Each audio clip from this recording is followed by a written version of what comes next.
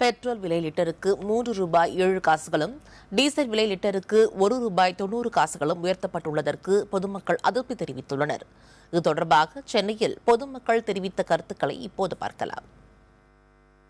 Petrol விலை ஏறுறது மனசுக்கு ரொம்ப கஷ்டமாக இருக்குங்க. எப்படின்னு கேட்டிங்கன்னா ₹3 ₹5 ஏற்றுறாங்க பெட்ரோலுக்கு டீசலுக்கு. அப்போ அத்தியாவசிய பொருட்கள் எல்லாமே விலை ஏறும்.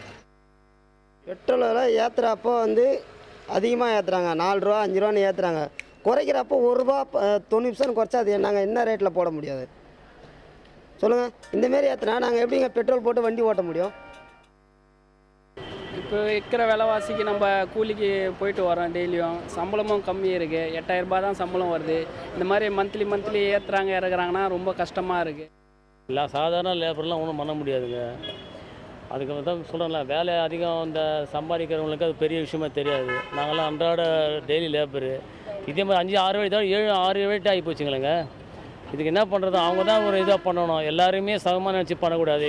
அவங்களுக்குள்ளே இருக்கிற அந்த ஏற்ற இறங்குறதெல்லாம் பெட்ரோல் தங்கன்ற மாதிரி பண்ணிட்டு இருக்கிறாங்க.